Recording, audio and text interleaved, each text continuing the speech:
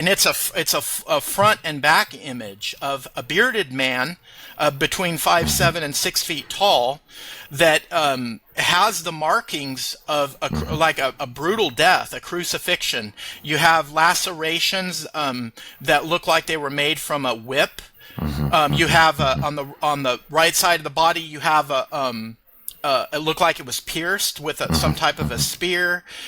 You have the where the nails went in, and interesting enough, Bohdan, is the nails weren't in the hands; they were in the wrists. Were below, in the below, wrists. and that makes sense because we see a lot of depictions of the crucified Christ, and you see a lot of depictions of the nails in the hands. But that's according to that. It would have made more sense to nail a person through the wrists, right? Through the wrists, because it would more support. If they were nailed through the hands, unless you had additional support, that would not have supported a body crucified on the cross.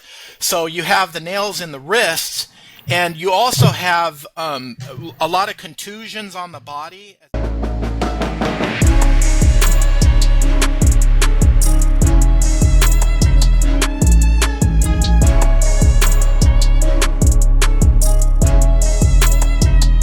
Bohdan? What's going on, my friend? Long time no see. Yeah, good to see you. You got a beard going on here. No, I've gained a little bit. I've been working out a little bit. Yeah, you look stocky, and you got a beard. You look different. You look good, my friend. Yeah, thank you very much. Thank you very much. Sometimes I remember when a couple of days ago, I reached out to you, right? Yeah. Around a week ago, I reached out to you, and out of curiosity, I decided to check out the video. First of all, not only do I look like a complete bitch, pardon my language, I don't know, I was probably less of my current size, but also the quality of my microphone was absolutely unacceptable. So when I watched a couple of the minutes of that video, I was like, you know what, I own him a little bit. It's my holy responsibility and necessity right now to record a better episode with a better quality of the sound. So thanks for agreeing. Yeah. Thank you for inviting me. Can you hear me okay on my end? Yep, because this is a new microphone. I've always been able to hear you, unlike myself, unfortunately. Yeah, I've struggled with the microphone. I still make mistakes with the microphone. It's just sometimes I use the wrong microphone and the platform detects the laptop's microphone, right? Well, I notice sometimes, depending on what platform is being used, sometimes my microphone works fine, and at other times it has problems, and I don't know. Yeah. I don't know enough. Did we record last time with Riverside, or do you recall if I sent you a Riverside link, or was it some other platform? I think it was Riverside. Sounds familiar. It's been a while, but I think it was Riverside. I've changed a couple of those. Have you been hopping on some podcasts recently? How has your public appearance been? I've been doing a lot of podcasts. I think, has it been about a year since we first did I think you're one of the first people, actually, really. To interview me. But I've been doing some consistent podcasts. Recently, I've kind of taken a break from that. But I'm very excited when you reached out to me because I enjoyed being on your podcast before. I decided to reintroduce my initial guests. I've been, I don't know if you've noticed, I've been mostly into my countrymates, into Ukrainian people recording podcast, which has sort of allowed me to jump with my podcast a little bit in terms of numbers. I'm still below 1.5, but I'm at 1.2 thousand right now, which is by my demure and modest standard is fine. It's pretty good. Yeah. So, I was very excited when you reached out to me to talk about the Shroud of Turin. For sure. Yeah, that is a fascinating subject. And, I read a little bit about that a number of years ago. I was researching into the Knights Templar, and I came across information on the Shroud, and very fascinating. And so when you reached out to me to talk about the Shroud, I'm like, man, I need to get some more recent information. And there was recent testing that was done on the Shroud. And I wanted somebody who sort of could at least superficially introduce me into that. And it's interesting how that thing keeps resurfacing. I mean, how long have we known about that? Yeah, well, okay, so when I started looking into the Shroud, I knew about it when I was probably about 10 or 11 years old. I had a book on unexplained mysteries, and they had a section in there. And they had a section in there on the Shroud of Turin, and I was absolutely fascinated with it. Yeah. And there's been a lot of testing done on it. In 1978, there was a a group of international scientists that studied the shroud for 5 days. They did extensive testing on it. And what year we're talking? What year was that? 1978 is when they were testing. Would you say that was the first time when it was tested or not? That was the first time there was a major testing done on the shroud. If you don't mind me cutting you off so abruptly, when is it when it was first discovered? Do you possess such information? Yeah, so the shroud first surfaced, I believe it was in the 1300s. Let me check my note. It was given to a church in France by a knight, Geoffrey de Charnay. And interesting because his family connections were with the Knights Templar. Wow. And he brought it to this church, and he said that this is the burial cloth of Christ. This covered his body. But no one knew how he obtained it, where it came from. Let me just take a peek here. I believe it was in the 1300s. Yes, the first record of the shroud was in 1354 when that knight Geoffrey de Charnay brought it to a church in France, north central France, and he gave it to the church and basically said, "This is the burial cloth." Why do you think he decided, though? All of a sudden, he decides to gift it. It had been in a private possession, I suppose. It had been in the private possession. So this is interesting because I'm not sure how familiar you are with the Knights Templar, because we can get into no more than I've been playing Assassin's Creed. That's the only association. Yeah, that's how a lot of people know about Knights Templar. So they were an order that was founded in the early 1100s in Jerusalem. They were an order of knights that were like the special forces of their time. They were amazing fighters, but the interesting thing is they were also monks. So it was interesting in Europe. This was the first appearance of a warrior monk. I mean, think of the dichotomy of that. They were warriors. They were fantastic fighters, and yet they lived the life of a monk. And so when you join the Templar order, you had to give up everything. They had to take vows of poverty, chastity, and obedience. So they literally lived like monks. They were warrior monks. And so this group was founded to protect the pilgrims that were traveling from Europe over to the Middle East, because it was a long and it was a dangerous journey. There was a lot of robbers, highwaymen that would, attack people.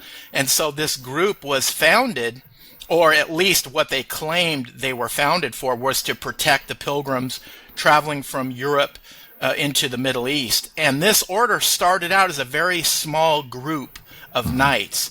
But then over a period of decades, they grew in tremendous power. Like the royal families in Europe would donate money. They would send their sons to the order, and it grew, and it became a military order that was extremely, extremely powerful. And they set up their headquarters at a site which is now called Al-Aqsa Mosque in Jerusalem. And that's one of the most sacred sites to this day amongst the Muslims, amongst the Christians, and amongst Judaism. So that site is such a holy site, and supposedly that is the site where Solomon's temple once was on. Yeah. And the story goes that the knights occupied that area when they were founded. That was their headquarters, and they discovered tunnels that are underneath that. And there are stories that some of Solomon's treasures were hidden in these tunnels, and the Templars, they knew about that, and they found things like the Ark of the Covenant. They found the Holy Grail. They found the Shroud of Turin, right? Some of these relics. In addition to these holy relics, they found also writings, right? That had been hidden away. And so this group became so powerful that eventually they were disbanded. They were disbanded, and on Friday the 13th, 1307, the King of France had owed the Templars a lot of money, because the Templars became They founded the first banking system in Europe. Are you aware of that? It's a really interesting story.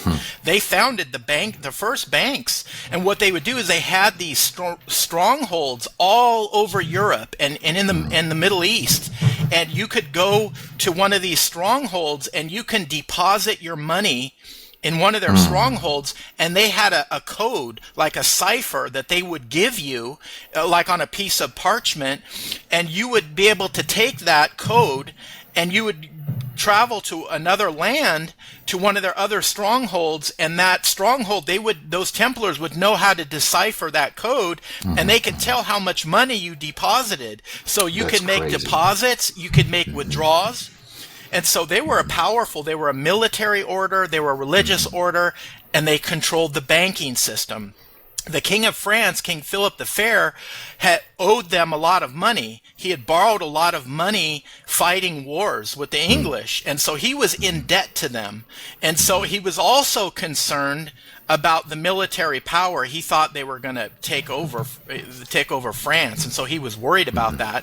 So what he did is he convinced the Pope at that time, who was also kind of a puppet to him. He was able to control him and say, hey, this order, the Knights Templar, they're worshiping the devil.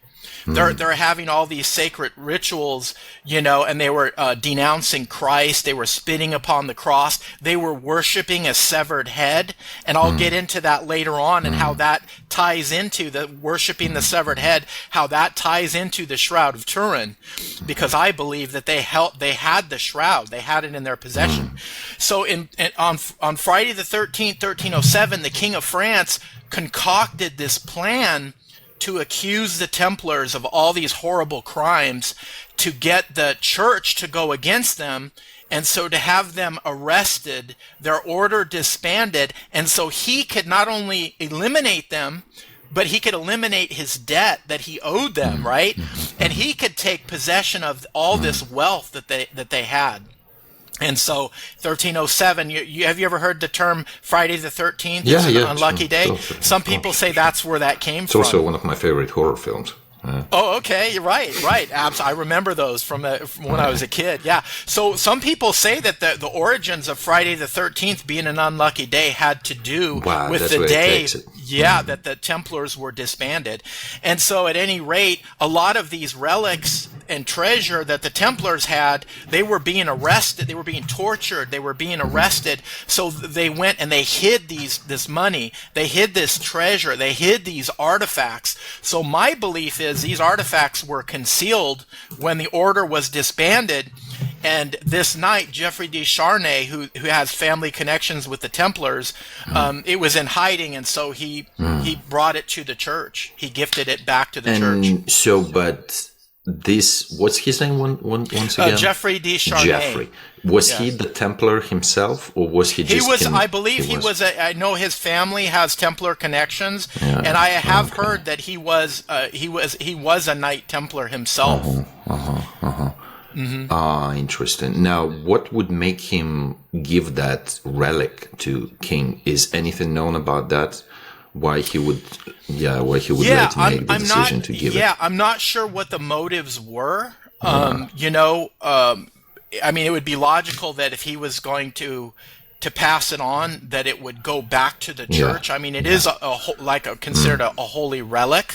And so I'm not sure exactly his motivations for that. No one really knows. He just showed up at this church and said, this is the burial cloth of Christ, and gave it to the bishop. And no one really knows much more beyond that. Needless to say that this whole story leaves an ungodly amount of gaps and possible nukes for all sorts of conspiracy theories and forgeries of all kinds. Because as you were given this very thorough and,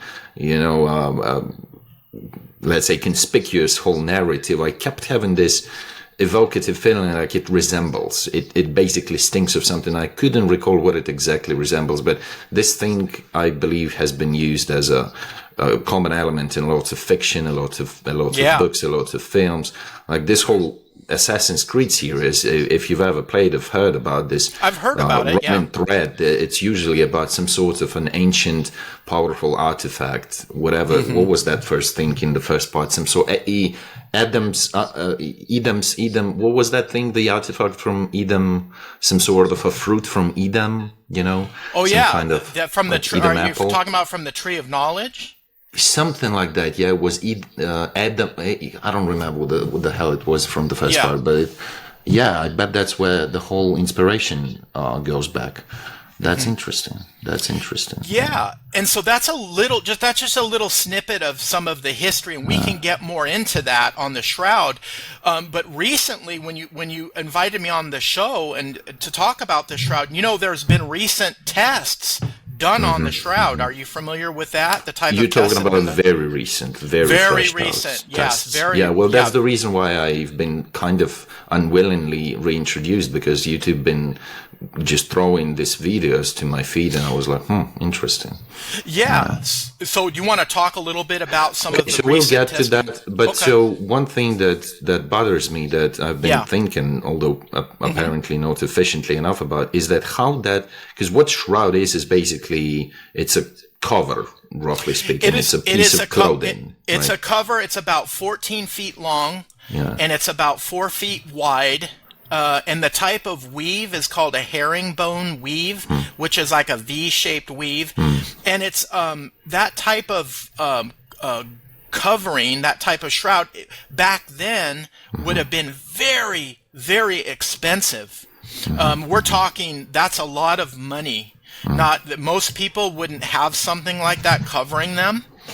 You would have to have a lot of money to have something like that. This potentially corroborates the financial condition of those Templars, right?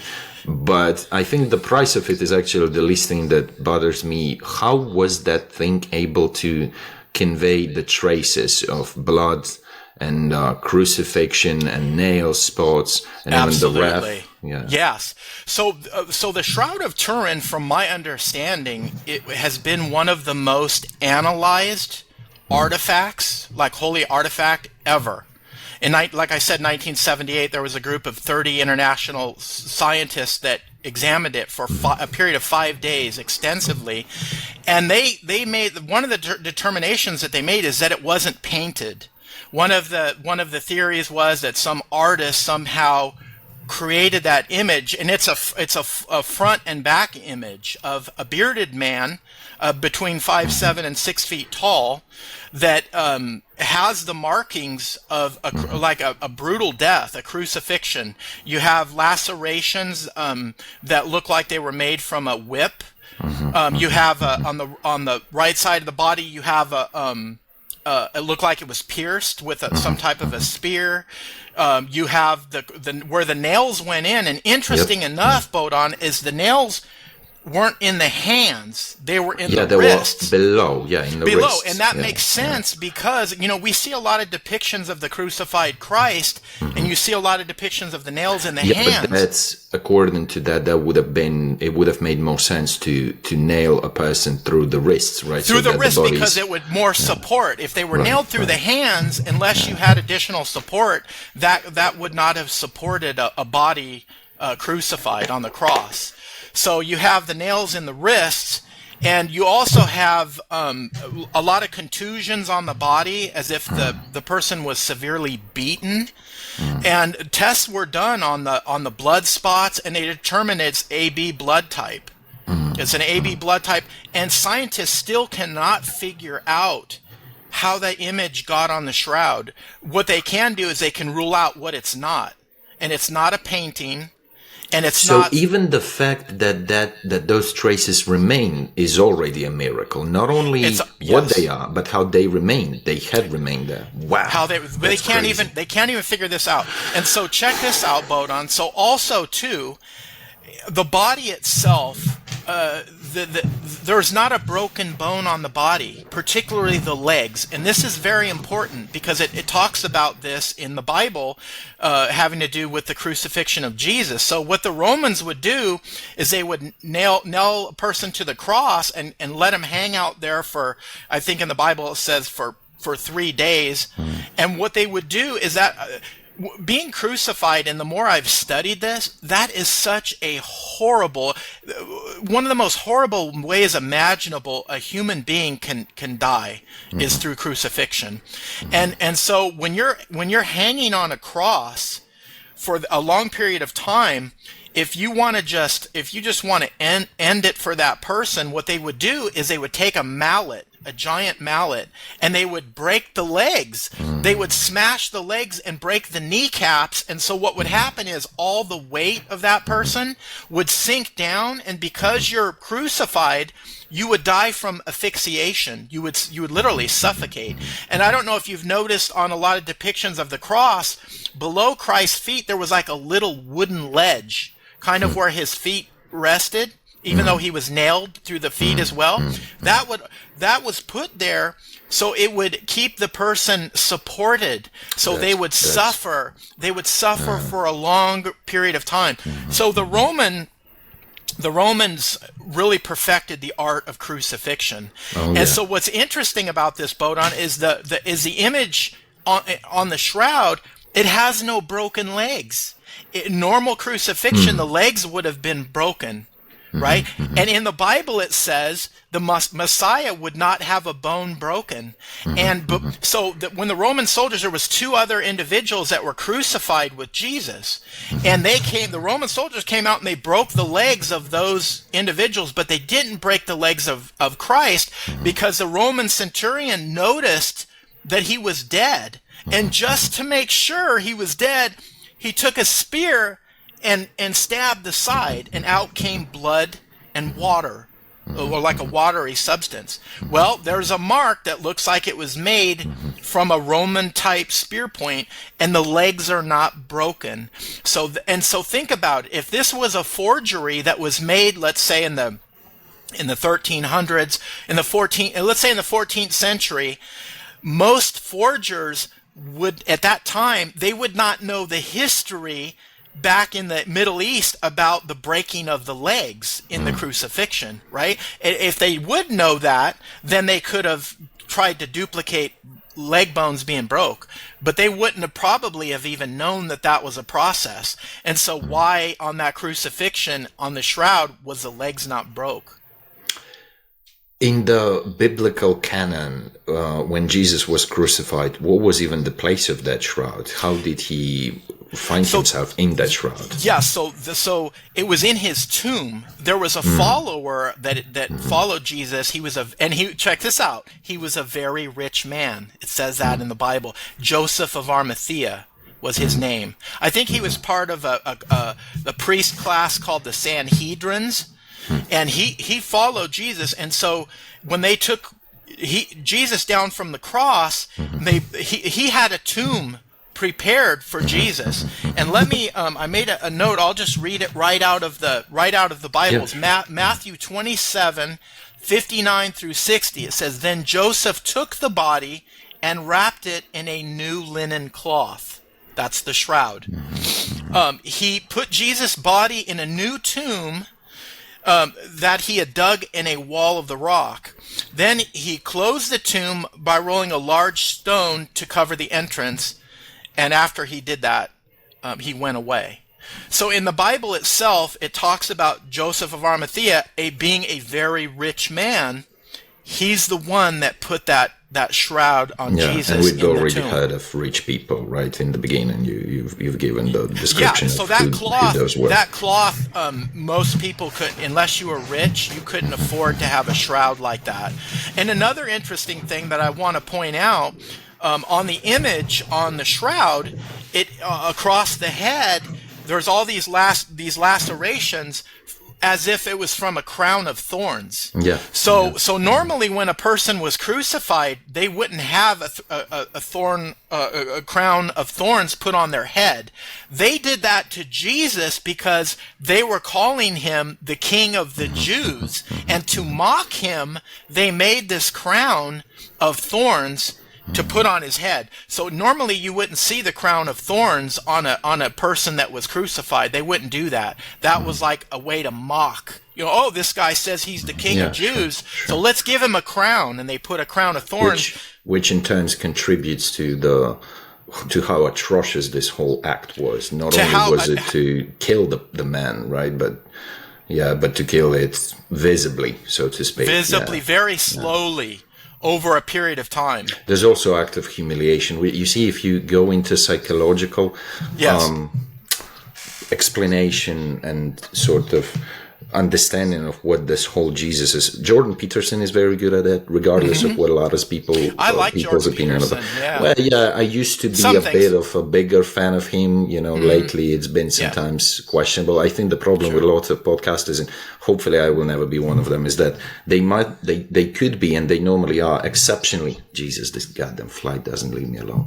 They can be exceptionally talented and smart and educated in one area, and somehow that propels them into talking on other topics. Like if I don't know anything about geopolitics, I wouldn't open my mouth about geopolitics normally. Yeah. But his recent appearance on Rogan, he explained the psychological symbolism of Jesus being crucified, and he says that first of all, like if you come up to an average Joe, so to speak, on the street and you ask, what does Jesus' crucifix symbolize? The person would tell something like, well, an act of sacrifice and probably standing for what you believe, but it's also an act of sacrifice on the way to your highest potential, because every time you're about to commit to something really worthy and meaningful, there will be a lot of sacrifices in marriage, in being good citizen, good father, good friend, good anything. Yeah. There also, it always implies a lot of sacrifices. So how that ties into Jesus's humiliating death, because it had to be public and visible, so the rest of the people get intimidated and learn the lesson. Yes, and also, which is interesting, is they found along his back, lacerations that look like he was whipped by a barbed whip, which is the type that the Romans would use. That would just rip it. I'm pretty sure that thing, it's almost like if you hadn't known that this thing appears to be real, if you were the one who would want to fix it, to forge it, to kind of trick everybody, you would have to make absolutely sure and invest unimaginable finances or any sort of resources into making it as intricate and long-standing to withstand the questions of time as possible. So the question is, I wonder if those Templars aforementioned, if they knew what they would do and if they knew what sort of material they would wrap Jesus in, so that later that material could surface out like it is right now. And so that we, naive atheists, secular people, could have another conundrum to wrestle with. I wonder if we follow this path, right? If we allow ourselves to be slightly believing, I wonder if they knew what they were doing back then on purpose. That's a very good question. And I do know that they've found comparable cloths to the shroud as far as material wise, and the type of weaving that was done on that. I think I mentioned it was a herringbone weave pattern. They found that on another, I think it was a dress that came out of ancient Egypt, like 4,000 years old.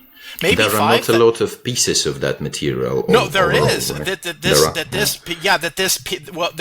piece that they found was intact, but as far as there's probably not a lot of those textiles that have survived that period of time. But they have found, even going further back, even much older than the shroud, they found that same type of weaving pattern in other materials. And what's interesting is on the recent tests that were done on the shroud.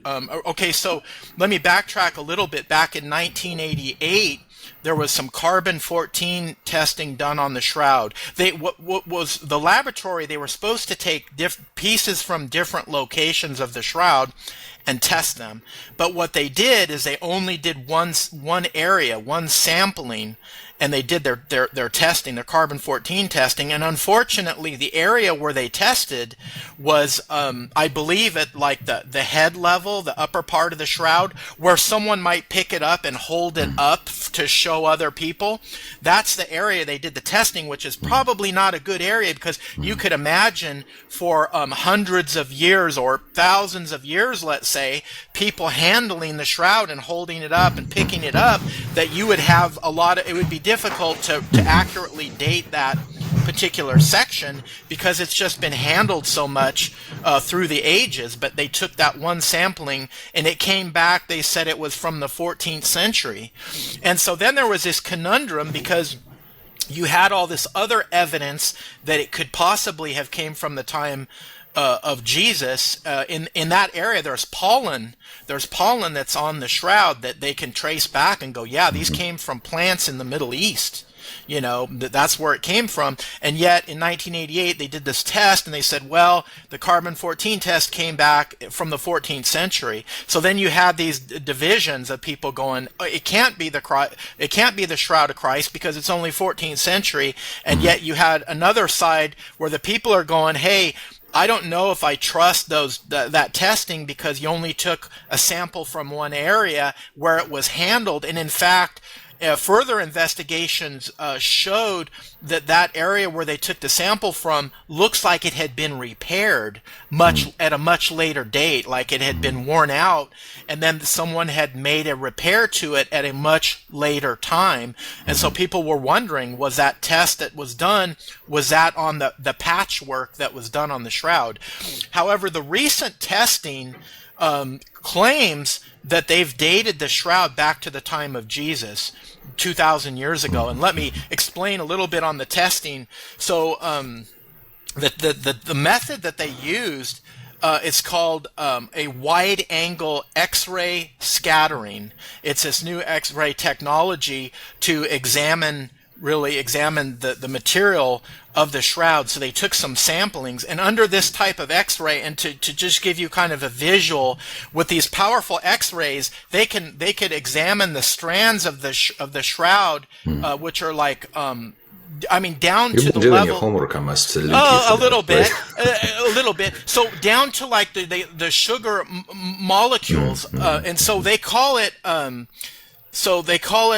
They get into the structural degradation of the fibers. I mean, we're talking like a high level. That's insane. So it looks like each little tiny microscopic fiber looks like this. So you see all these strands. About. Yeah. When and you zoom on something, that's what you see, kind of. Yeah, and so what happens over time is these strands, they break down. So if I were to take, this is spaghetti, by the way. So if I were to break it like that, so now you see the strands, and you see there's some that are broken. Right. There's some that are broken here. And so they were able to use this X-ray technology and compare the breakdowns in these molecules in the shroud and actually find another textile from that same period of time 2,000 years ago. And they said, well, let's compare this to this material, which we know came from Jerusalem 2,000 years ago. And Bohdan, they matched. There was a match. And not only did they match, but check this out. So this gets really interesting. So what they determined is, it says, based on the amount of breakdown of these sugar molecule strands, they determined that the temperatures that they could even determine the temperatures that this material were around. They determined that it was 72.5 degree average, and then humidity of like 55%. So which that indicates a certain region. A certain region, which is over in the Middle East, because over in Europe you don't have that consistency. Just to make sure, to recap, to make sure I got everything clear, that material was broken and sort of patched up at the same time by the area that was tested in 1988. It was kind of the upper part near the head, where someone would grab it and hold it up. that is the only area that was tested at that time. And so there was a debate. People were going, well, maybe that's the area that was patched up later, but it was much patched up later. around the time when it supposedly when it goes back, right? Or yeah. So it was in the 1988 results. Supposedly, it goes back to 14th century, which is medieval times. And however, according to the newest, it was patched 2,000 years ago. And they've taken several samples from different areas, and they determined, and they matched it. They took another textile that they know for sure this came from this region, right? This Middle East. We know this is where this came, and they did a comparison, and it matched. Yeah. It matched the same level of breakdown. I can't even imagine what kind of insane modern technologies would give us the ability to perform such a meticulous testing. It's like they figured the temperature, they traced it back 2,000 years ago. Now, so the first, to recap it one more time, the first testing goes back to the 70s, you said, right? Well, that was the first, that was the analysis. Yeah. They did analysis, and after 5 days of extensive analysis, they determined that it wasn't a painting, right? Because it had been claimed that someone painted this. They said, no way. We found no trace of pigmentation. I wonder if majority of Christian icons that portray Jesus, if that's where those painters take their inspiration. If I'd like to know, there probably some sort of statistics exist that said that post 1980, when this shroud became rather prominent, maybe the amount of portrayals of Jesus exponentially grew. Because if you look at majority of icons and you look at supposed restoration of the face from the shroud, they are very similar, right? So that's interesting. I wonder. I keep wondering. Yeah. If you know if there's any record of Jesus's appearance, does the Bible describe him precisely in terms of how he visually looked?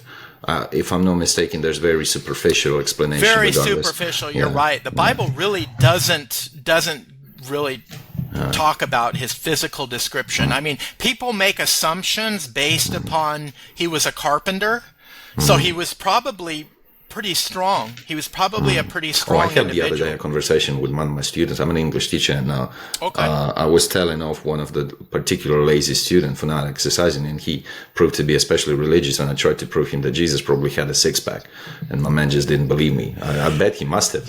Right? He must have. And so you can look this up online, Bohdan, and this blew me away because there's a tour right now going on where they've taken the image from the image using the AI technology and everything, AI technology based on the image on the shroud, and they have recreated the body that was in the shroud. That is insane these days. And it's latex, and it looks real. When we get done with this podcast, look it up. It's going to blow your mind. You're going to see this body, and it looks so real. It looks absolutely like a real human being. And with the technology that we have now, they're able to do that. And it shows the body just covered with these marks, these lacerations, these contusions from where this individual, whether it was Jesus or whether it was someone else, was severely beaten. You're going to see the marks in the wrists and in the feet where the nail was. You're going to see the mark on the side where it looks like they were pierced. You're going to see all the lacerations on the head where there could have been the thorns going into the head. Imagine how painful that is. I mean, you have nails through the wrists. You have nails through your ankle. Your arms are extended out. You've been beaten. You've been whipped with a barbed whip. Your flesh has been torn from your body, and you've had a crown of thorns with those thorns digging into your head. And not only that, but they made Jesus carry the cross to where they were going to crucify him. And that was called Golgotha, the hill of the skull is what they called it. And it's estimated that the cross that he carried was about 300 pounds, and he actually stumbled on the way. He had a man helped him. The Roman centurions got a man to help him carry the cross because it weighed so much. And even on the injuries on the back, it looks consistent with also not only having been whipped, but as if they had a heavy object on their back, and it did some damage to the body. Yeah. Are you a person of faith? Pardon my curiosity. I am. Yes, absolutely. Yeah. I'm a Christian.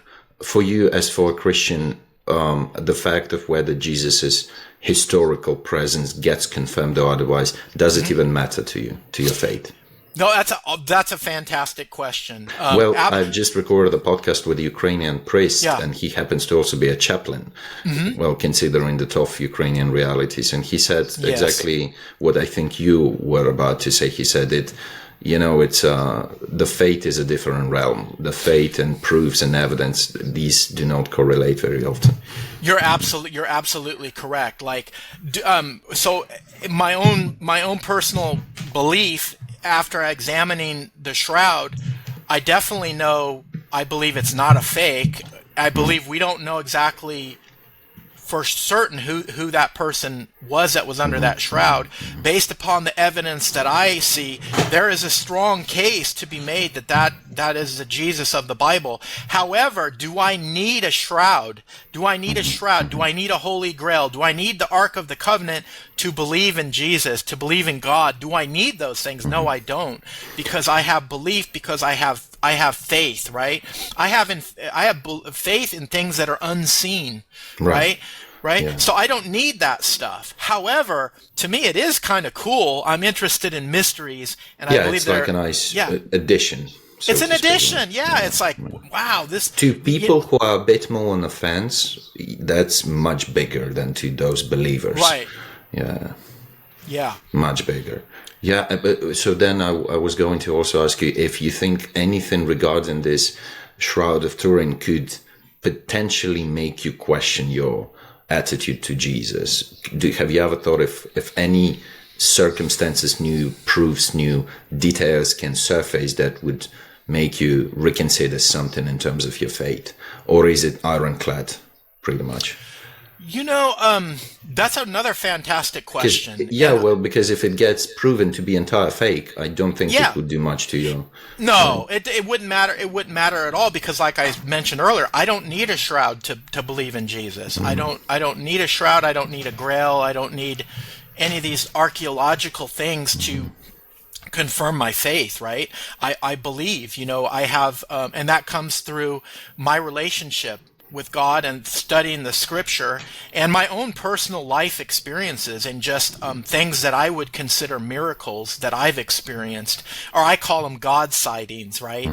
And I have a number of those through my life. Those things are affirming to me, much more affirming than a shroud or a grail or an ark. Have you at one point in your faith journey stopped actively trying to corroborate anyhow practically, scientifically, anything that comes from the realm of faith? Have you at one point, because my active mind, I imagine I've never in my entire life been 100% believer, and I also consider being agnostic. Well, I don't think I am, but I consider agnosticism being a bit of intellectually dishonest to a certain extent, because it was, I love repeating this phrase by Christopher Hitchens, who was a British journalist, and he was considered to be one of those militaristic atheists that Richard Dawkins still is, and I think Stephen Hawking belonged to. And he said, if you are sitting on something, sooner or later you're going to have to make up your mind whether regarding what it is, because if it's a stool, that's fine, or maybe it's a toilet, something along those lines. I think I've just butchered it. So to roughly explain it, when you want to basically take a shit, you better know what you're sitting on, because whether it's a chair or a toilet, that drastically changes. And Absolutely. in the context of agnosticism, that makes sense, because sooner or later push comes to shove, and you better on your deathbed probably. I wonder if there are many agnostics on that deathbed in the very last second. That's what I wonder. Yeah. I don't think we know that sort of statistic. Yeah, that's true. Can I share a personal story with you that kind of goes along Man, with this I love them. bit? I remember I was rewatching that previous episode. Remember those stories from your childhood where you that shit scared the hell out of me. Pardon my language. I was like, wow. But it was, to me, experiences like that. That was with our friend Patty when after she died, and then she came back and we're making noises and disturbances at our house. But I want to share a story here. This is with when my father was dying. I was there. I was right there at his last moments, and my dad he indicated that he believed in God, but he never followed the Bible. He never studied the scripture or anything like that. He was alcoholic, and when I was younger, he was abusive. That makes both of us, huh? Yeah, abusive, and I mean, you know how it is in a dysfunctional family like that. It's tough. It's very hard, and so I never really had a relationship with my father. Never any kind of closeness. However, in his 70s, he was diagnosed with terminal cancer, with prostate cancer, and he didn't have much longer to live. And so over here in the States, we have a thing called hospice, which is where the person can die at home, and they would send like a nurse over to kind of help a little bit, and then the family would kind of help to take care of that family member until they passed on. And so that's what we had set up for my dad. We had hospice, and they had the hospital bed there, and they had the IV and everything hooked up there, and the nurse would come, several times a week. But it was me, my mom, and the nurse that would take care of my dad. And my dad couldn't even believe that I would want to help care for him, because he was coming to the end, and he realized, like, man, I wasn't a good father. I made a lot of mistakes. How could my son even want to take care of me? But I wanted to do that because even though I didn't have a relationship, he was my father, and I still had love for him and respect for him. How old were you at that point? I was this was back in 2000. So I was like in my 30s. I was like I was in my 30s at the time. I think that was one of the factors, honestly. You were in the age where you were able to step away from some, probably being offended, and some traumas, you're right. And if I wonder too, if I would have been much younger, would I have been able to do that? But part of the reason why I think I was able to do it, and I would hope even if I was younger I would still do it, is my belief in God, is my belief in the teachings of Christ. Right? You treat other people as you'd want to be treated. Even your enemies. It talks about in the Bible. It said, pray for your enemies. Pray for those people that persecute you. That's the hardest thing to do, Bohdan. I mean, it's easy to pray for people we love, for people that treat us good. It's a heck of a lot harder to be praying for someone that is against you, that's your enemy, that has abused you, And so I think part of my faith, also my faith, and my mom's faith as well. She was Catholic. That helped me. And it was almost like a healing process when I was taking care of my dad. It was healing for me. And he didn't have to say anything to me. He didn't have to say, oh, please forgive me, or, oh, I love you, or anything. I didn't need to hear that, because I was just doing this as an act of love. I knew this was me, his last moments. And literally, when he was dying, his last breaths, and I don't know, have you ever been around someone that died, like you see them? For sure. Yeah, and in the breathing, you could hear that wheezing, and it becomes more difficult to breathe. Well, that's what my dad was experiencing, and I knew, like, he does not have much longer. And his dying breaths, you know what my dad did? He opened his arms as wide as he could, and he smiled. And my dad did not smile very much. He smiled, and he said, I never seen him look so happy. He said, Jesus. No and he way. died. He died. His body just sank like this. Like, I literally can feel his spirit going away, and I could see his body just sinking and his spirit going away. Bohdan, he could have said anything. He could have said anything or nothing at his last dying breath. But what did he do? He said, Jesus. And I believe this is my personal opinion, that he had what's called a thief on the cross moment. That even though he didn't follow God, he said he did, but he didn't. But at that last moment, God gave him an opportunity. He gave him an opportunity to repent. And he did. He did it the last dying breath. And I don't know if you know the story about the thief on the cross in the Bible. Have you heard of that story? Yeah, so the thief on the cross. Yeah, so when Jesus was crucified, he was crucified next to two other people, Okay. one on his left, one on his right. And one of the guys that was crucified said, "Hey, if you are the Messiah, get us out of here. If you want to prove to us you're the Messiah, get us off this cross." Where the other guy on the other side of Jesus, he said, "You're a righteous man. Myself and this other guy, we deserve to be here, but you're a righteous man. You don't even deserve to be here, and I believe in you. And just reassure me that when I die, that I will be with your Father." And Jesus said, "You will be in my Father's kingdom." Right? And so it was like that guy, not the other guy that said, "Get us out of here," but it was that other guy. I don't know what kind of guy I would be, to be honest, in that sort of situation. I'd be like, yeah, exactly. So I call that a thief on the cross moment. A thief on the cross. And my dad, he had a thief on the cross moment. And he had that opportunity. And I was privileged, and my mom was privileged, and the hospice nurse was privileged to witness that. I was crying. My mom was crying. The nurse, they were crying. I mean, it was so powerful, Bohdan. It was one of the most profound and powerful experiences I've ever had in my life. No, that's. I'm thinking about the magnitude of that event and what it stands for and what it symbolizes.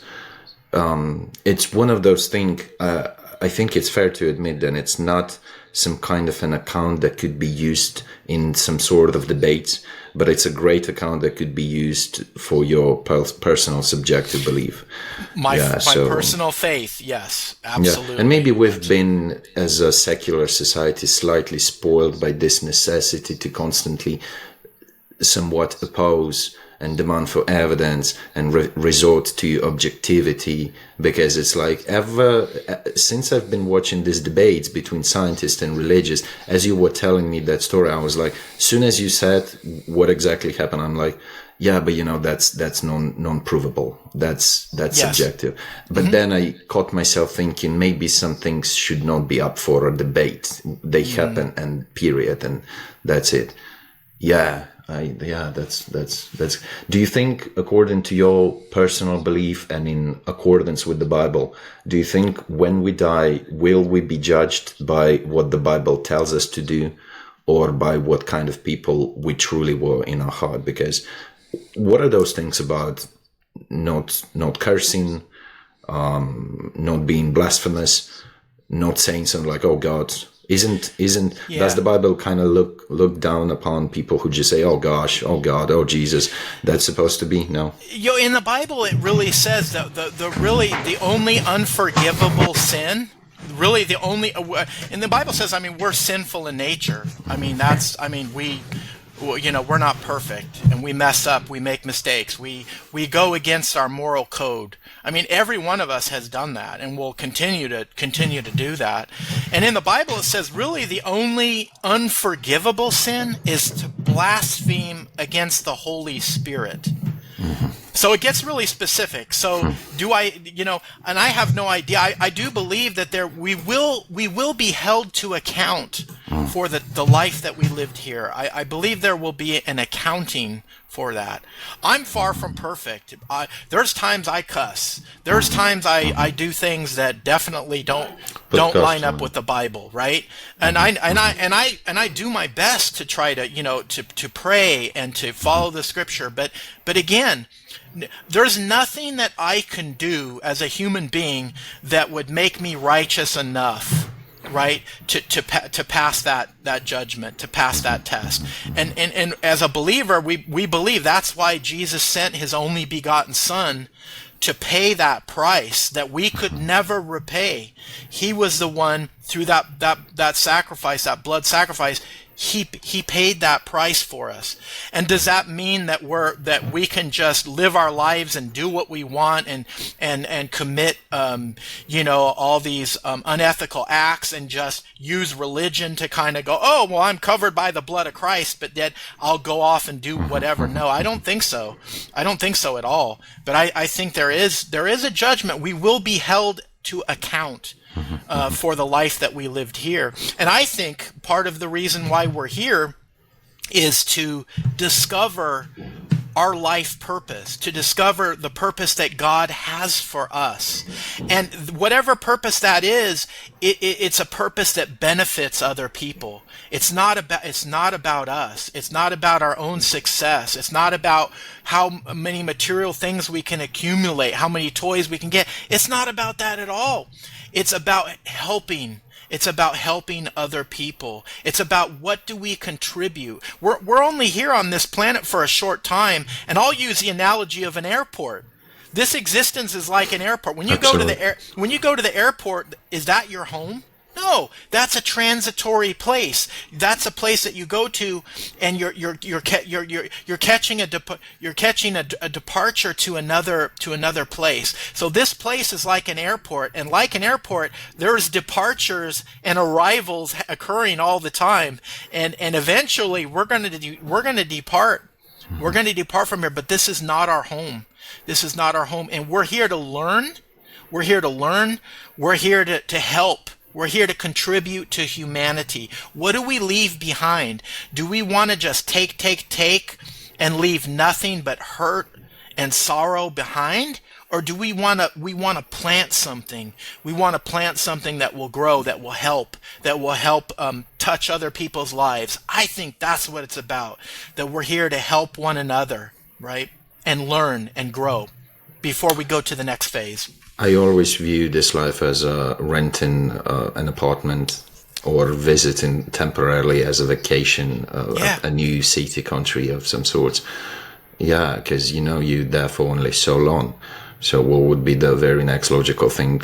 I don't know, exploring, taking some pleasure, but not to the degrading point. Yes. Do you approach religiously the notion of heaven and hell for that matter, but I'm mostly curious about heaven. Yeah.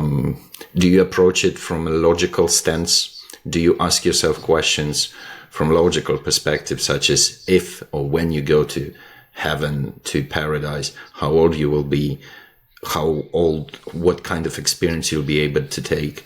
If you will be surrounded by your nearest and dearest, how old will they be? Will they be in the time of their prime, or will be at the time of their death? Because if I die when I'm 90, maybe I won't be much up for partying, so to speak, in heaven. Right. Yeah. So do you have those? Question. Yeah, I have had those thoughts. And, really, what I think, my personal belief is that we are energy, that this is just a physical shell, right? And we are energy. And so you can't destroy energy, right? You can destroy the physical body and that deteriorates, but you can't destroy that energy. It just transmutes into another form of energy. So how I try to wrap my head around, like, what is it going to be like in the afterlife? What is it going to be like in heaven? I don't exactly know, but in my heart, Bohdan, I think we are like a form of energy, and that we might not even have this body that we get attached to in this reality.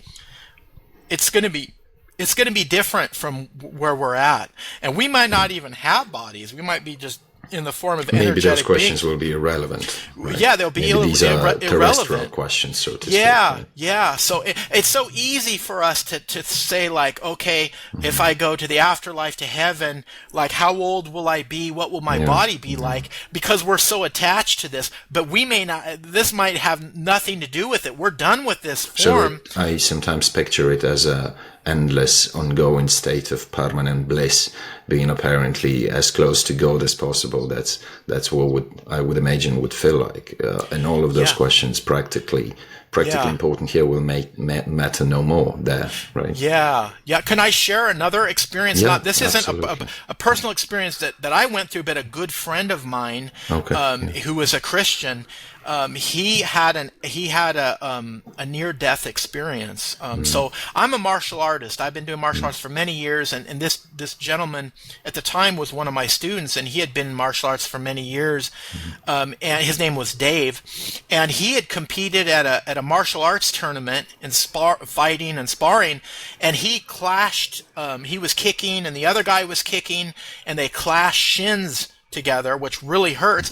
But what happened was he didn't realize it formed a blood clot in his leg, and he didn't know. He didn't know that blood clot was there.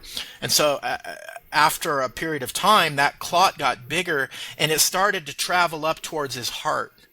And it caused an emergency situation, this clot, where he had to be rushed to the hospital. And literally, he said he died for a very short period of time, but they were able to revive him. But he shared with me a very vivid description of going to what he said was heaven.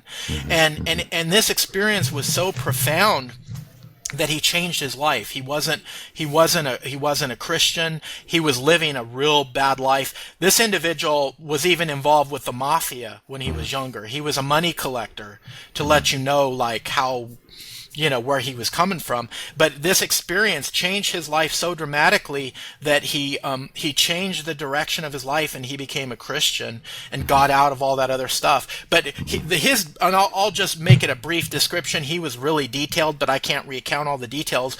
But he said that he was surrounded like in a beautiful area, and this nice sports car drives up to him. Driven by Jesus, none others. Yeah, well, it wasn't Jesus, but it was a friend that he had from high school, and he said his friend looked the same, and his friend had committed suicide.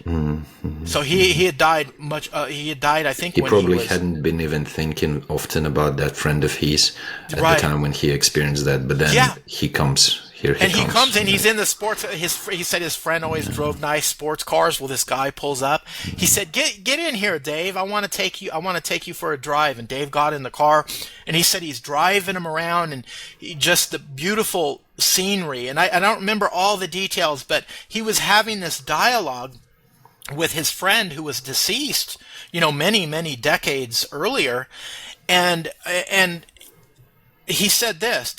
His friend said, "Dave." He drove him around, and then he said he finally stopped the car, drove him back to where he had picked him up, and he says, "Are you ready? Do you want to stay here, or do you want to go back?" And Dave told me, he said, "Floyd, the only reason why I told my friend that I want to go back is because my mom was still alive, and I would miss my mom." And he said, "Okay, you're not ready yet, Dave." And he goes, "We'll see each other again." And he lets him out of the car, and he's revived on the operating table, and he comes back. And so it was such a profound, vivid experience. And like I said, there were so many details that I can't even capture, because this was shared with me decades ago. But it's unimaginable when it happens. Yeah, it's unimaginable, and it was so profound to him. It changed the whole trajectory of his life. Now I'm brought to believe that even if it was just nothing but a peculiarity of the brain, which tends to happen, does it even matter at the end? Maybe whatever he experienced in that particular moment, maybe it was so profoundly deep and beautiful and personal to him that it doesn't even, whether it's true or not, doesn't even matter. I don't think it even matters for that moment. Yeah. So you brought up a good point about the power of belief, right? How powerful are beliefs? Some people will kill for their beliefs. Oh, yeah, Some people will die. There are certain beliefs that we might have that we would die for. There is tremendous power in belief. And there's so much documentation, and I'm just going to talk about the medical field of the power that our beliefs have on our health, right? There was a great book Dr. Bruce Lipton wrote. It came out a number of decades ago, called The Biology of Belief. If you're interested in belief systems and how much they impact us, I would suggest reading that book. So it's along the lines of manifestation, visualization. And also too, and when we believe things, when we have beliefs about something, a lot of our beliefs are actually installed in us when we're young, right? And there are some beliefs that we develop on our own through our own experiences, but there's a lot of beliefs that we have that we picked up. We picked up from our family. We picked up from the influential people that were around us. Maybe it was the friends that we hung out with. Maybe they were mentors. And some of these beliefs are good. They could be healthy. They could be good for us. But there's a lot of beliefs also that aren't good for us, right? Yeah. That become so ingrained in us, they become like subconscious beliefs, and they affect our thinking and our behavior, and we're not even aware of them. Because if you think of your mind, think of it like an iceberg. Have you seen the iceberg metaphor? Mm-hmm. It's like an iceberg. No, yeah, for sure. So there's a little portion, right? It could be like a mountain, but only a small, visible above the surface, right? And so what's above the surface is our conscious mind, and that's our analytical mind. That's the part of our mind that we use on a daily basis to make decisions, right? But below the surface, and it could be a whole mountain, is our unconscious, or some people call it subconscious, and that has to do with our belief system, and our beliefs affect our values. And so do we control those below the surface parts of iceberg? Many of those we don't control, because number one, a lot of times we're actually unaware of really what our beliefs are. We think we know analytically, but we don't really examine them enough, and so they operate at a subconscious level. So they're controlling us. Now, through introspection, through study, through self-assessment, we can learn to become more aware of what our beliefs are, and even in many circumstances, we can change some of our beliefs. We're not necessarily bound to these beliefs. But first off, you have to be aware of the beliefs, and you go, oh, is this helping me? Is this a healthy belief? Or is this unhealthy? How is this belief affecting my life? How is it impacting my relationship? So it does take a lot of introspection and work, but I do believe, and I know from my own personal experiences, I have changed beliefs that I once held, and it's benefited. You're not much of a thinker if you've lived your entire life only one way. Some philosopher said that, in fact, if your deepest convictions and philosophies and beliefs do not contradict each other, you're not much of a philosopher, probably. So truly great people must be conflicted innerly to a certain extent. Absolutely. And I don't know if it was it Socrates or Aristotle. He said, an unexamined life is not worth living. Sure. And how many of us get caught up just in the day-to-day stuff, right? And we get so caught up in the day-to-day stuff, and really the small stuff that doesn't even matter that much. And we don't take the time to do that inner introspection and really examine our lives. Well, those things that bend to introspection is one thing, is fine. What do you make out of those areas that are clearly not up to our control, such as our background, our genes, our parents, our circumstances in which we are brought? And the reason why I'm bringing that to the table is because you would imagine it's quite at clash with religion in terms of free will, the notion of free will, right? Because it's one notion that is, first of all, being greatly criticized by the scientists and being greatly supported by the believing people. So, yeah, have you reconciled that anyhow? Yes, I have. And in fact, Dr. Bruce Lipton talks about that because he's a scientist, which is really interesting, in the biology of belief. And what I remember he was writing about in his book is that our power of belief can even in some ways circumvent some of these things like genetic stuff that were, said, oh, we're just predisposed to this or that. He puts out some very interesting challenges to that, and how our belief really impacts our lives. And talk about belief in the Bible. I mean, there is so much about belief and healing, especially in the New Testament with Jesus. I'll just cite a few examples of that. Jesus was going through the crowds and he was being mobbed. And this lady, she had menstrual bleeding problems, it says in the Bible, for many, many years. And so in that culture, in the Hebrew culture, I mean, if you had those issues, you were considered unclean, right? You're unclean. And so this poor lady, she's just weaving through the crowd just to touch his cloak, just to touch his cloak.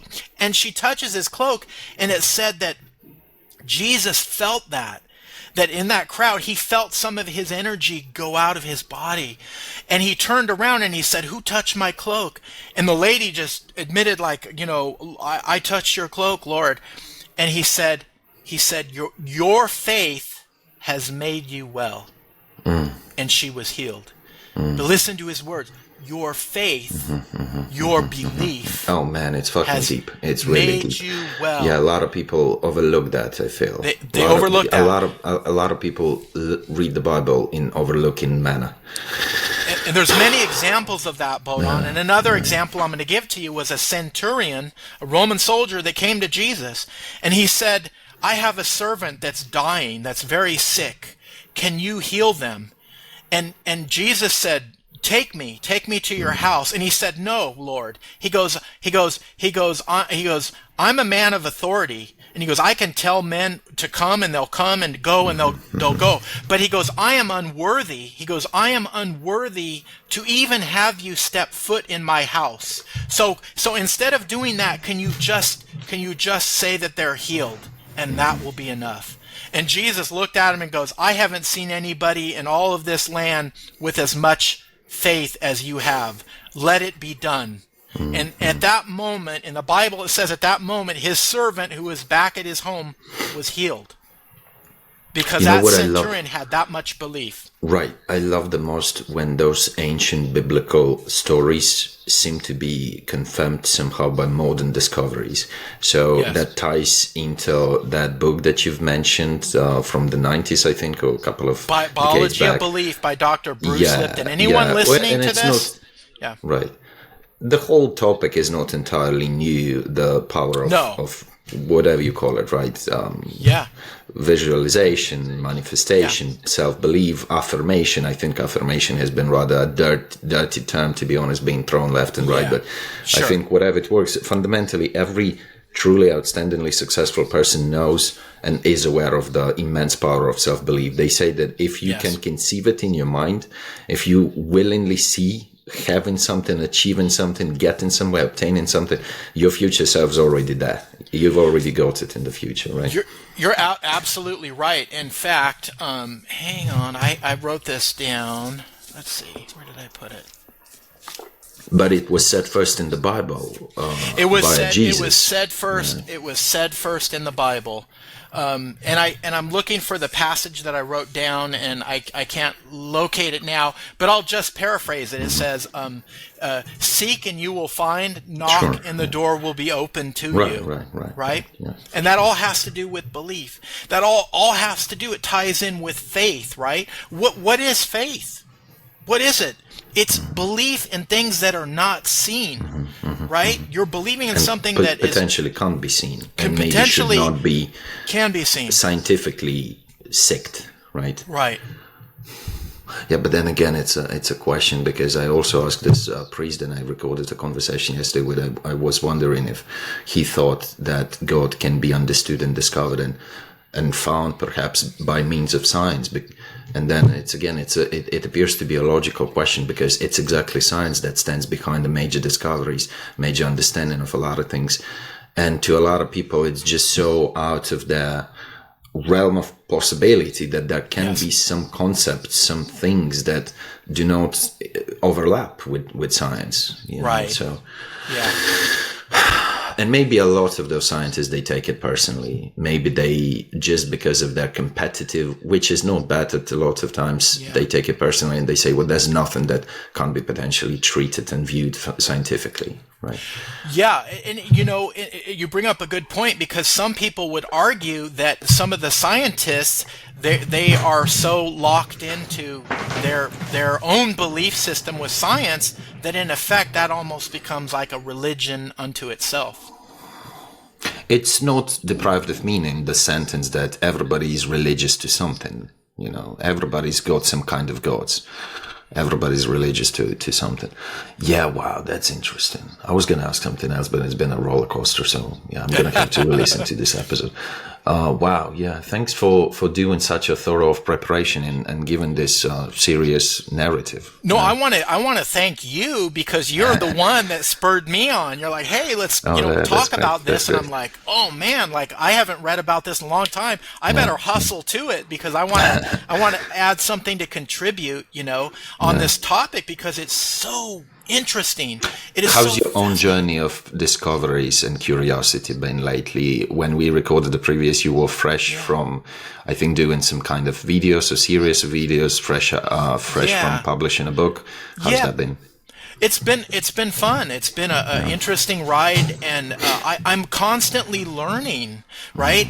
This journey is, and I love to learn. And I meet people from all over the world. I meet people like yourself that really ask me some very deep, interesting questions, and it makes me stop and think.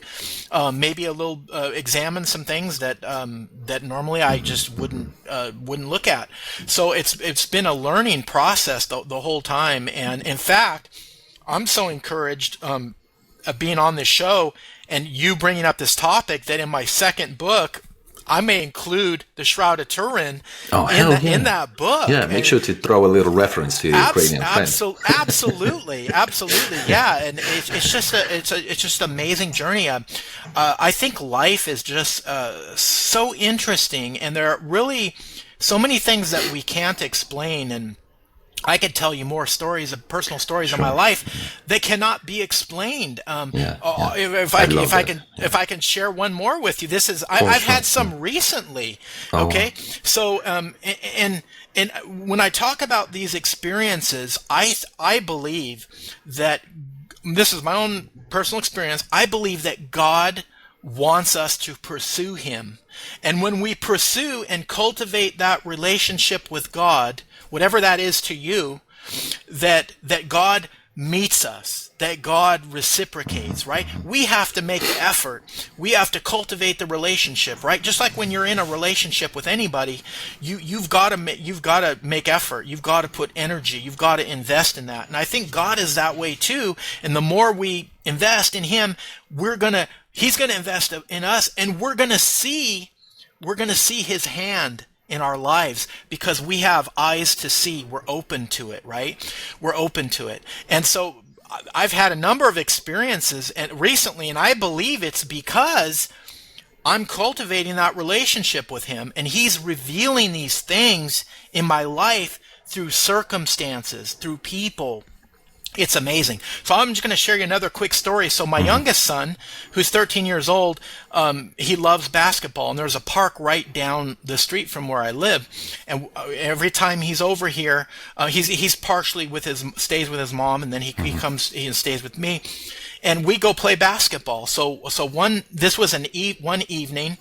And this is around the summertime. It's very nice weather out.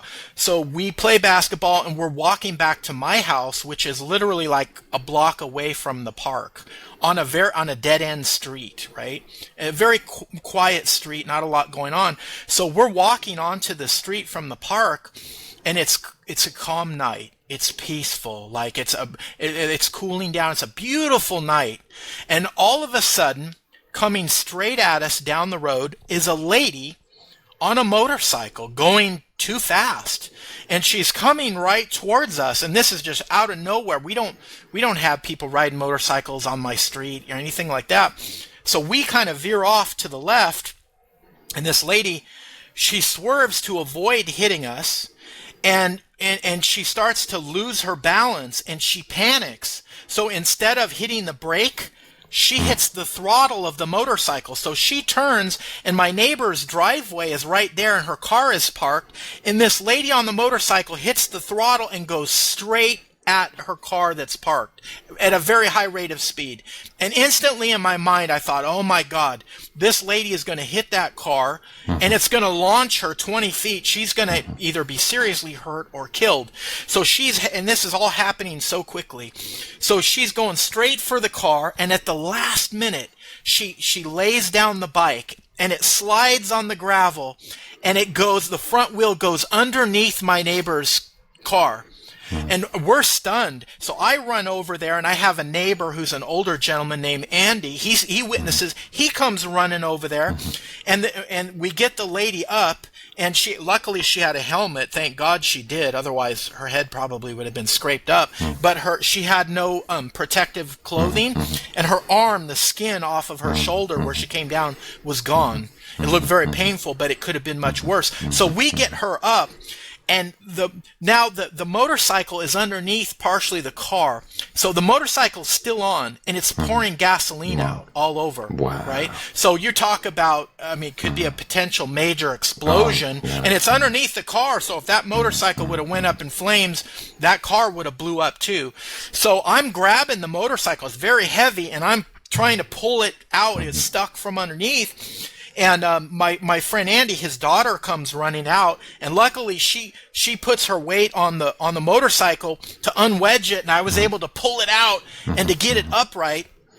Gasoline is still pouring out of the car, and I don't know anything about motorcycles, so I didn't even know how to shut it off. But Andy and his daughter, they've rode motorcycles before, so they knew which button to push, how to shut it off. So were able to shut the engine off. And then, of course, the neighbor comes out of the house, and she's in a towel. She came out of the shower, and she sees me pulling a motorcycle out from underneath her car. So she's not too happy, and there's gasoline all over. At any rate, so we got the motorcycle shut off. Nothing caught fire, and everything was okay. And I thought, I'll leave the neighbors to sort this out. I take my son. We go into my house, and we're just kind of like, what just happened? We went from complete calm to utter chaos. And I said, son, you just witnessed a miracle of God. And he goes, yeah, we did, Dad. I said, think about it, son. I said, that lady came out of nowhere right at us. She could have ran over you. She could have ran over me. But at the last moment, she turned. And I said, she panicked. And did you see how fast she was going towards that parked car? I thought she was going to be killed. And at the last moment, the bike, she laid it down, and it went underneath the car. And I'll tell you, Bohdan, there was not a scratch on my neighbor's car where it impacted. It went completely underneath. So there was not a scratch on her car. I said the gasoline was pouring out. The motor was on. That motorcycle could have blown up. That car could have blown up, right? And I said, I didn't know how to shut the motorcycle off, and I couldn't have probably got the motorcycle out myself. Andy happened to be here. His daughter happened to be here. They were familiar with motorcycles. They knew how to not only help me to get the motorcycle out, but they knew how to shut it off. I said, what we just witnessed there, and this is my belief, that was protection. Whether you call it guardian angels, whether you call it God's providence. I said, we just experienced that. And he said, yes, we did, Dad. Yes, we did. Have you ever? Well, that's an immense story. I'd be lying if I told you that at one point I wasn't expecting the story to turn a bit unpredictably, and for you to understand that was never any lady and she was nothing but a spirit or a ghost. That's the kind of outcome I was expecting. Right? No, she was real. I saw the skin peeled off her arm, and she was in pain. Doesn't happen to ghosts. It was right? it was real. Have you ever run into this Instagram page called Biblically Accurate? Or something like that, biblically, and they keep posting AI-generated videos of angels and recreated with the help of AI, different biblical stories from Old Testament, New Testament. So one of the so I'm going to send you the link. Well, send me the link. I'll send you the link afterwards. Please. Those videos, you'll be blown away when you see those videos. I can't confirm, agree or disagree with how accurate it is. But one thing that attracts my attention quite a lot about those videos is every time they make videos, first, it's a very catchy sort of style of Instagram. So first they say what people think angels look like, and there is this classical, conventional image of a beautiful being, very sort of humanized being with some sort of transparent, cloaks or anything like that. And then they say what versus what the angel really looked like, and they are just unbelievable. They exceed any sort of expectation, I'd be lying to say that it's not creepy. It does scare me quite a bit because they look like something psychedelic, like huge spectrums of some sorts with multiple eyes and wings. Are there any accounts, any descriptions, precise description of how angels look in the Bible? There are other descriptions. There's different types of angels, and one of them that sounds familiar to what you were describing is called the seraphim, and they had like the multiple wings and all the different eyes. So in my belief, based upon what I understand of the Bible, and I'm no expert by any means, like every time I read through the scripture, I learn something new. And there's times where I get to certain parts and I go, I don't remember this. Was I sleeping when I read it before? Because something stands out. But I believe there's a hierarchy in the angelic realm, and there are different types of angels, and these angels have different appearances. Now, also in the Bible, they say the angels could take human form. Right? They take human form. They can. It's said in the Bible. It says, "Be careful, because you may be entertaining an angel unaware." So there could be someone look like a person, an interaction, and they could be an angel. Now, and you wouldn't know it. I bet I can enable the screen share, and you tell me if you can see anything. So here's this Instagram page. Oh yeah, I do see it. It's called The Bible Official. Now that's quite a pretentious name. I don't know who was the guy who decided to call The Bible Official. So that's the video that I'm talking about. Just take a look at it. So angels normally afraid, and now you're going to see some Ezekiel. And Ezekiel, Ezekiel's wheel. Yeah, look at that. That's astonishing and magnificent, but at the same time, it does make you a bit intimidated. Yeah, I can see where you said it's almost like a psychedelic absolutely, experience. And that's how, as you can see by these pictures, that's like the story of Jonah, right? Is that the story when he was swallowed? He was swallowed, yeah. God told him, go to Nineveh and convince them to repent. And he's like, I don't want to go. And then the ship that he was on, the waves and everything were overtaking it. And the guys on the ship are like, does this have to do with you? Is this a sign from God? And he's like, he said, yes. He said, throw me overboard. He goes, because I'm the one that's causing this problem. And they threw him overboard in a giant, in the Bible, it doesn't say like a whale. It just says it's a giant fish. So it's kind of assumed to be a whale, swallowed him up. And he was in the belly of this fish. Which that story is also psychologically deep. It really is, deep. Yeah, absolutely. Now, what is cherubim? A cherubim is another type of angel. And oftentimes cherubim are depicted in art, especially like medieval art, as being almost like these babies, like these almost like childlike, and they have the fat bodies and the rosy cheeks, and that's how they reimagine that. So there are different types of angels, and in the Bible you have the angels of death, the ones that go through and they kill. And so I imagine those angels would look drastically different from, say a cherubim. Yeah. Just an amazing page overall. Yeah, I'm going to check that out. That looks very, very interesting. I like art. Cinematic. I like the visual stuff. I like to. I don't so much draw, but I paint like miniature figures, and I've always enjoyed art. So I love visual. I'm a visual person, so I love to see stuff like this. Yeah, that's just beautiful. That's beautiful. That's all by the courtesy of AI. Wow. So there are plenty of quite stupid videos generated by AI that make no sense, basically, but there are also some that can be used positively. Well, listen, let's call it a day. I am beyond grateful for you. You gotta give me a promise. Our third episode, we're gonna get really deep with aliens. Let's do it. I would absolutely love it. So you just send me the invite, and if there are particular areas that you'd like to talk about, just kind of give me a heads up on what. So I can the third one is bound to be about aliens, and then I'd be beyond happy to do the fourth one about werewolves. I can't leave that topic just like that. It's my favorite freaking So monster. now you're inspiring me to do research on werewolves, which is cool. For third episode with werewolves, I'd be also more than happy, to be honest. Werewolves is amazing. Bohdan, so it's such a pleasure. Thank you to you. Thank you to your audience. And I'm praying for your country. I'm praying for my country. I just pray for... America's been very helpful to Ukraine. it's admitted and it's unquestionable. I don't know if we would be talking about all these topics if not for America. Yeah. So that's very good. I love the fact that not only do you bring wisdom and lots of edifying stories, but also excitement and element of thrill with plenty of stories. So thank you very much. I have plenty of stories, so we'll have more. I'm sure we'll have more by the next time we talk. Thank you. Thank you, my friend.